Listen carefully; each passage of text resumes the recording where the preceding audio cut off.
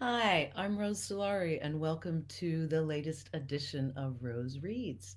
Um, I'm Rose of Squire Publishing. I'm a poet, fiction writer, editor, and co founder with James J. Patterson of ASP, a small press with big ideas. If you're enjoying these live streams that we're doing, James is here every Monday at 4 p.m. EST.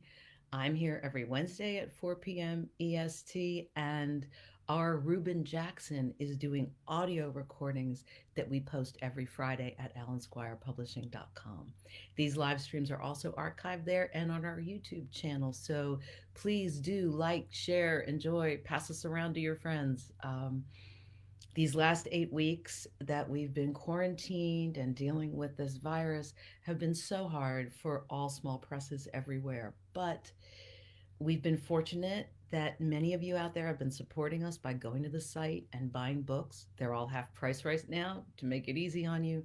And we're really grateful for you tuning in and listening and supporting our writers and us. It really does mean the world. I'm going to talk today about one of the first books that we ever published at ASP, Billy Christmas. It may seem a little oddly counterintuitive to be reading a book set in winter when we're just about to enter the summer.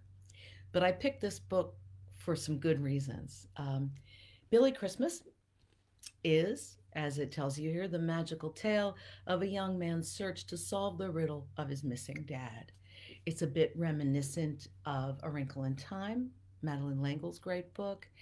It's a bit reminiscent of maybe some Terry Pratchett, some Neil Gaiman, but it really is a tremendously original story as well about hope and about hanging in there when things are really tough and about ways that we can get through and about the power of love ultimately too to help us make better sense of our world even when things are really challenging. So it seemed to me like a perfect book to read in this particular time. I first heard Mark read from his manuscript of Billy Christmas in 2008. I was the visiting writer at Blackwell Books in Oxford. I was the visiting poet during the Oxford Fringe Festival. And part of my task that week was to attend the open readings where new writers could sign up to come in and try out their work in front of an audience. And I was to give them feedback. Well, when Mark got up to read, I was just immediately knocked out by the quality of the writing. For one thing, it seemed very finished. There was no amateurish quality to his prose. It was musical, it was crisp, it was exact, it was vivid. Also, the characterizations were just wonderful. And so I went up to talk to him afterwards, told him how much I liked the book. We hadn't formed ASP yet, but we were thinking about it. One thing led to another, and 4 years later, in 2012, this book appeared. And I'm so proud of it. I'm going to read you some pieces of it today. I want to set you up a little bit for what you're about to hear. Billy is a young teenager whose father disappeared on Christmas Day. The following year, in the lead up to Christmas, he's really struggling. His mom has fallen into a deep depression. She doesn't go out, she doesn't work. Um, Billy is left to handle everything, all the household chores.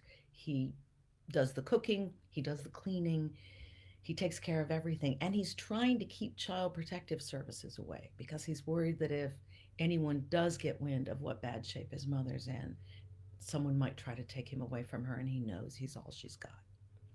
So a few days before that, following Christmas, Billy decides to go out and try to get them a tree. He realizes by now his mom's not capable of doing anything for the holiday, so he takes it into his own hands. This begins just a little, we're about a page into the book now, and Billy has headed to a tree stall, which is run by a Mr. Shaw.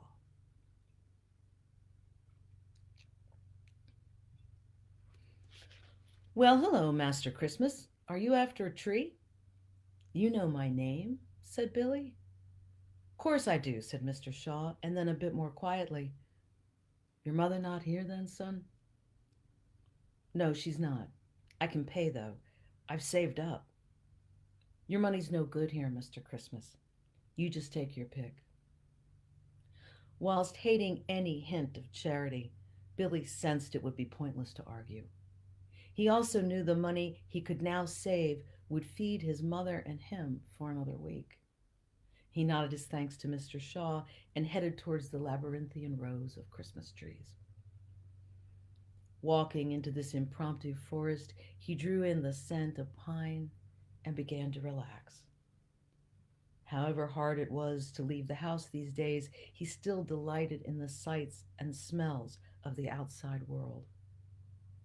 Sunlight danced off the chasing snow on the tree branches. Billy thought that no decorations they had at home could exceed how nature had dressed these trees. Abrupt voices sent him scuttling underneath the nearest pine. It was definitely him. For sure it was the little attention-seeking prat. He went down there. What have you got planned for him, then?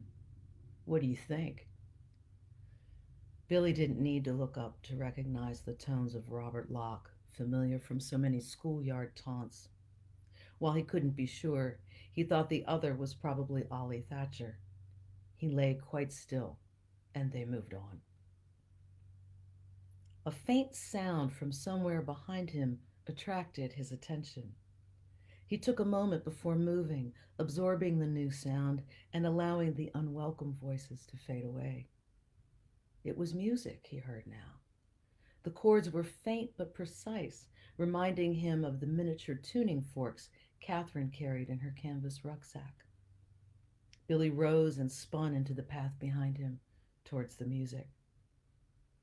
To his delight, the source appeared to be a small Christmas tree. A gentle breeze was making the snowflakes spin off its branches, splitting light into colors and casting sound that reverberated against the other trees. As if responding to Billy's thoughts, the tree turned and seemed somehow to look at him and blinked when their gazes met. They paused, stock still, regarding each other. So this is part of what I admire so much about the way the magic is handled in this book. Billy accepts it. It's a part of what is. He hears the music, he loves nature, the tree calls to him anyway, and so the notion that a tree might make music or have a face, it isn't that shocking to him. It's such an interesting reaction, and it gets even better. Billy decides that's the tree for him, and Mr. Shaw tells him that that particular tree came to the stall with a bag of 12 ornaments that were supposed to go with it. Billy accepts the ornaments, though again, he's nervous about accepting charity, and takes the tree home. That night, after he's plugged it in and begun to decorate it, the tree comes alive, and it gives Billy a wish. Billy says he wants his father back, and the tree says they can do this, but they have to act now, and Billy has to take on a series of tasks, 12 tasks that are represented by the 12 ornaments that came with the tree. One of the delights of this printed book is the illustrations of some of those ornaments. I'm just going to share a couple with you. Mark had the brilliant idea of using an illustrator he knows, Jack Braun, to draw the ornaments, whether in their original size or when they come to life, because they do. And this is a picture of a dog who was first an ornament and then comes to life and lives with the family.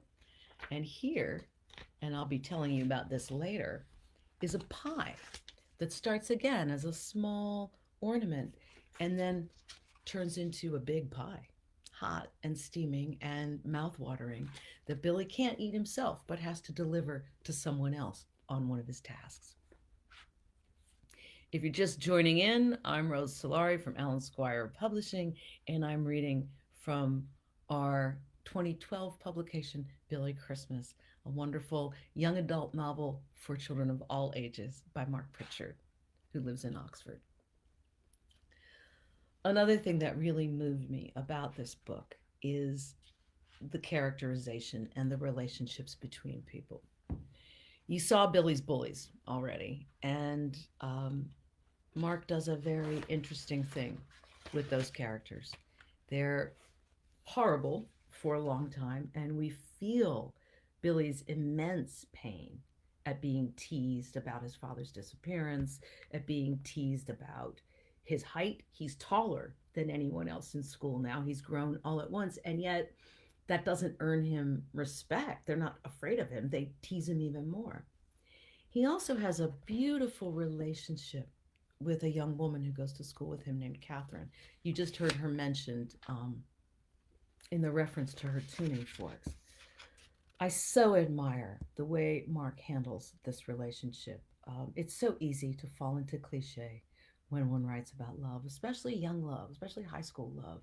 And there is not an ounce of cliche in Mark's depiction of the very beautiful and tender and complex relationship between Billy and Catherine.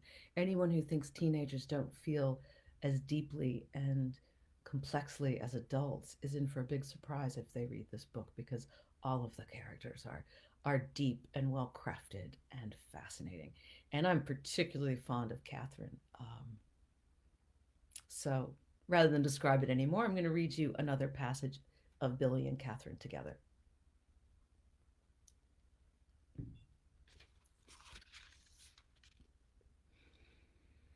As always on their way to school, they cycled the back route alongside the river.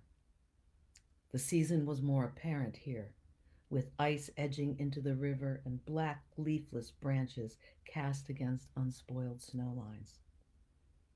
Billy always made the most of this part of the day, the only time he could easily speak to Catherine.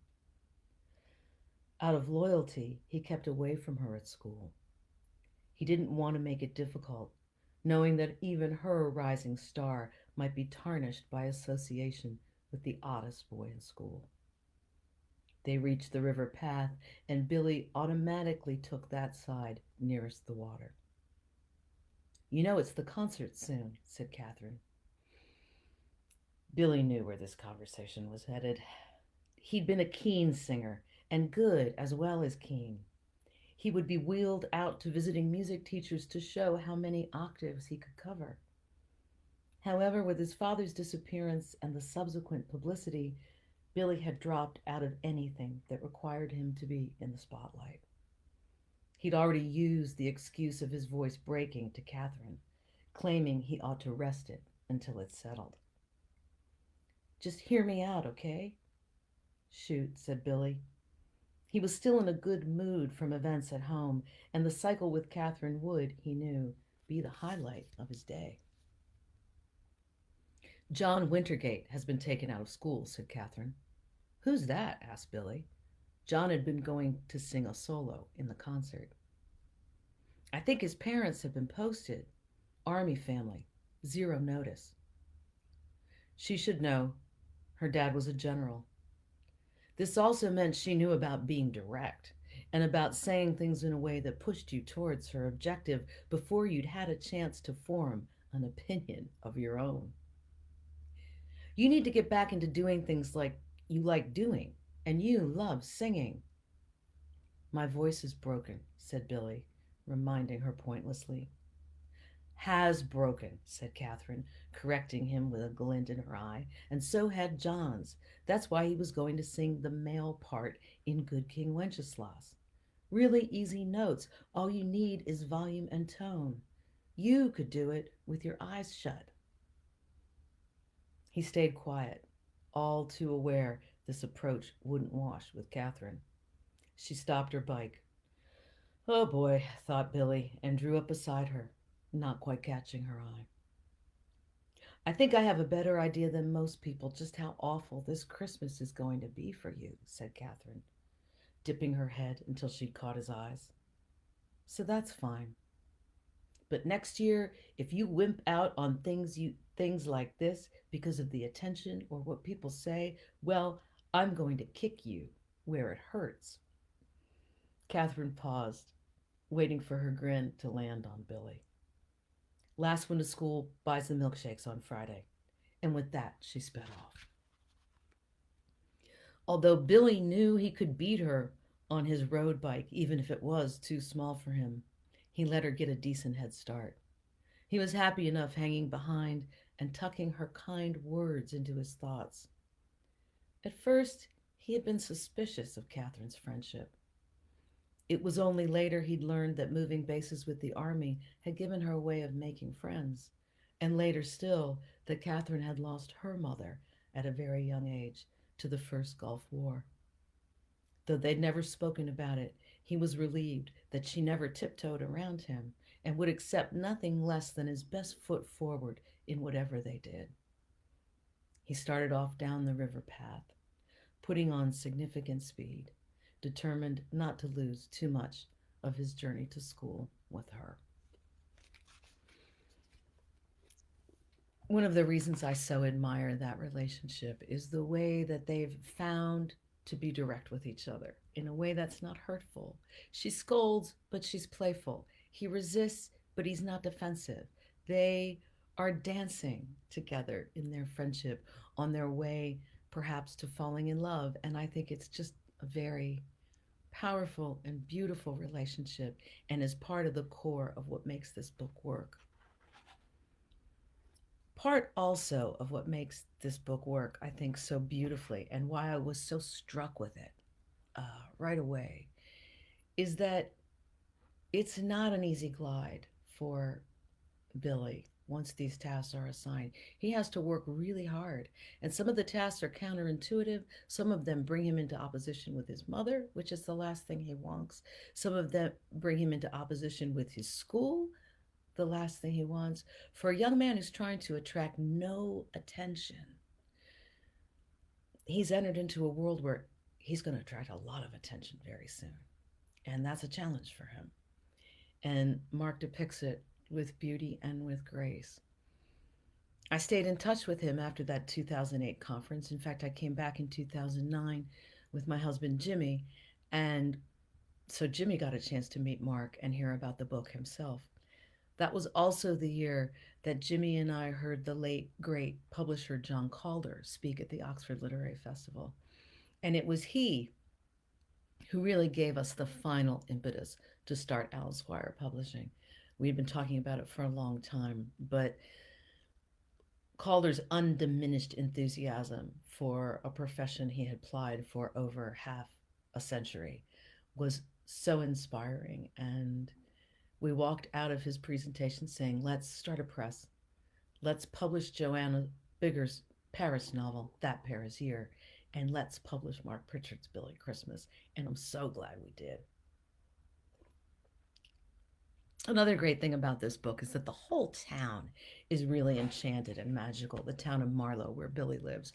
And we were able to pay a visit to that town in Mark's company. He gave us a bit of a tour.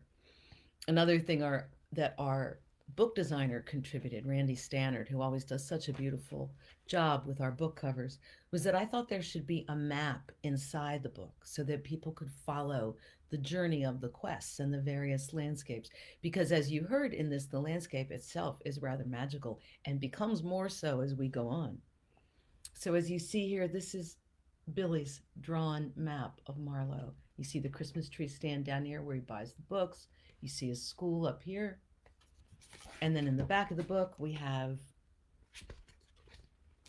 the map of the rest of the town and the adventures that he goes on. You see his bicycle up here, the church down here, and then the water where some of the climactic moments in the book take place.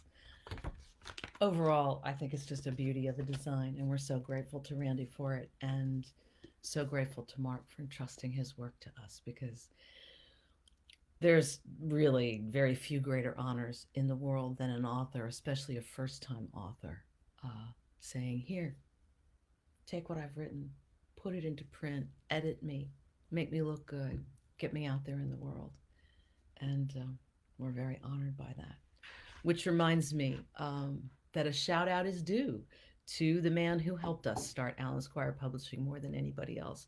We had a lot of great advisors along the way, but chief among them, and still a partner and a valued team member, is Andrew Gifford, founder and publisher of Santa Fe Writers Project. Andrew has been in business for 22 years. When we met him in 2009, 2010, he immediately began to give us tons of great advice about starting a small press. If you're interested in Santa Fe writers' titles, and they've got a bunch of great ones, you can go to sfwp.com and check out their books. They too are running various sales and promos right now, and they have a wide ranging list with something for everyone, from children's books to fantasy to detective fiction to memoir. It's just they have such a fine list, and you'll be sure to find something that will suit your reading tastes at sfwp.com. I'm going to conclude with a passage from Billy that, if I remember correctly, Mark read at one of those open readings. I'm pretty sure he did, because I seem to remember giggling at a couple of the moments in this particular passage, which is one of my favorites. We were talking about that pie illustration earlier, and as you may have realized by now, just getting food to eat has been a problem for Billy. So when the pie ornament turns into a full blown, baked, good smelling pie, it's very hard for Billy to resist eating it. Plus, he's a teenage boy. Come on. But the tree tells him no, he's got to take this pie to a lady named Agnes, who he thinks of as the duck lady.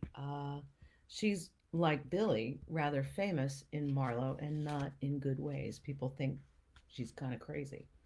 And she likes to go out and feed the ducks and yell at the swans not to eat the ducks' food. So Agnes has her own eccentricities, but the tree tells him, you must deliver this pie to Agnes at 11:30 on a weekday in the park, which means, among other things, that not only can he not eat the pie, but that he's got to skip school. And he dreads getting in trouble at school because of what's going on at home. The last thing he wants is for people to know how bad things are at home. He's a good kid. He's got a real moral soul. Any young adult you gave this book to, I think, would be inspired by Billy to be a better human being, because he's really a good human being. He inspires me every day. Anyway, let's go meet the duck lady.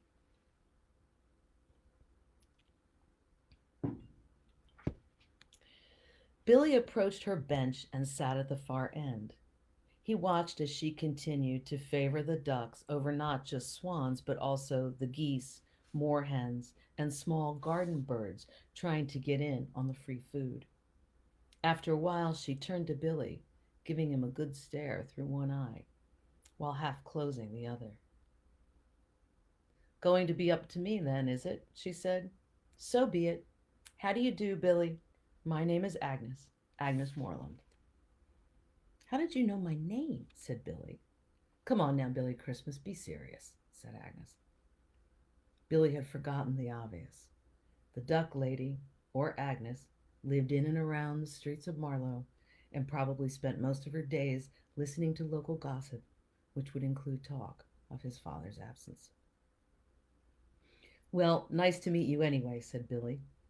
Seen you a lot about the place, of course. Never talked to me before, have you? Billy didn't have an answer. But you never crossed the street to avoid me, neither, said Agnes.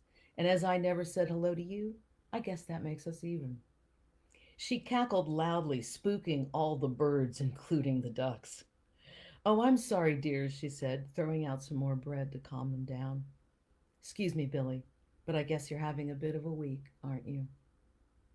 I'm not sure I know what you mean, said Billy. Oh, you know, with it being Christmas and all. Your dad's still not found?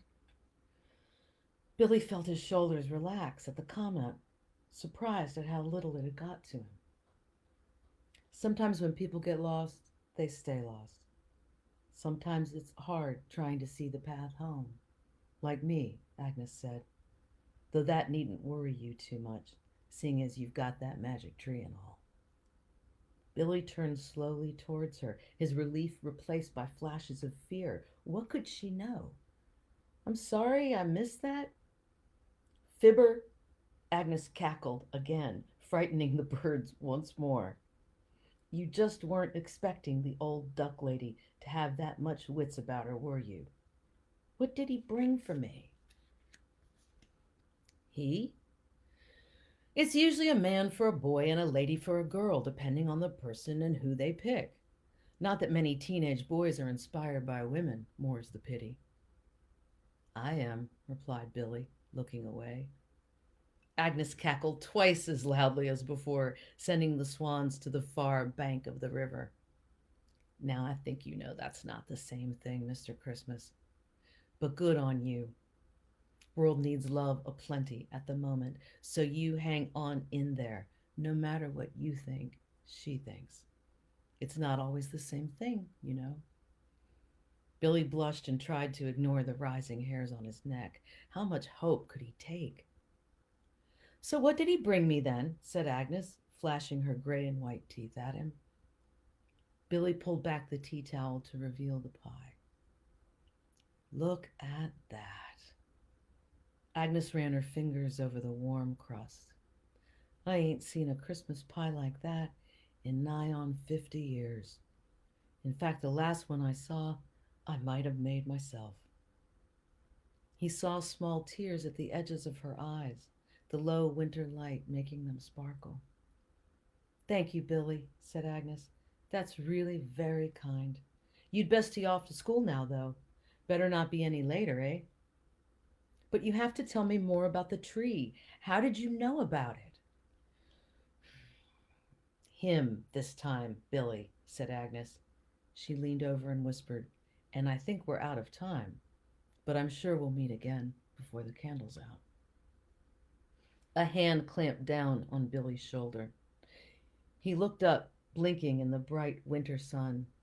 The two policewomen, one who now had a hand on him, looked down.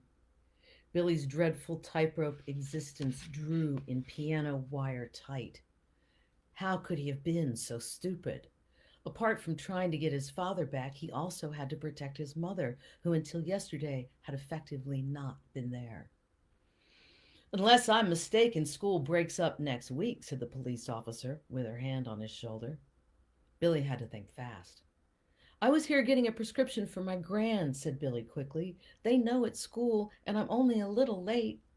He turned to catch Agnes, who winked back at him. She knew exactly what he needed her to say. Is that right, Agnes? Said the police officer. Billy looked back at her, confident she would come through for him. Never spoken to him before 5 minutes ago, said Agnes, without missing a beat. Billy turned to her, open-mouthed. Shame he isn't my grandson, though. Lovely boy. I'm sure he ain't been up to no mischief, said Agnes. Back to school for you then, son. Let's go. He was so gobsmacked that he shook with the shock of it, unable to look at Agnes as the police officers led him away. He even forgot to worry about the consequences of crossing paths with the powers that be. The worry soon returned when he arrived back at school on the playground in a police car with blue, flashing lights. And almost every kid in school pushed up against the windows, trying to see if he had been handcuffed. Well, I hope I've given you enough of a taste to whet your appetite for this beautiful book, Billy Christmas. I think it's a story that anyone can relate to at any time.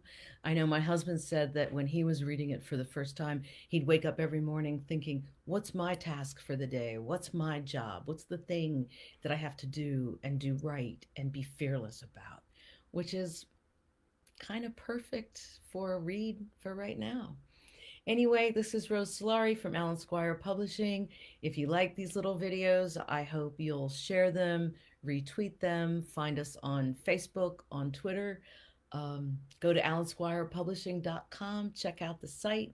We've got all these videos archived there, as well as a whole bunch more personal essays by our writers, reviews of their books, interviews, audio, you name it. It's a pretty rich website. We're very grateful to our web wizard, Max, for how delicious and delightful it is, and to our social media consultant, Sue Busada, who helps spread the word everywhere we go. Meanwhile, you guys, hang in there, be patient with each other, love each other, be like Billy, take care of each other, be fearless.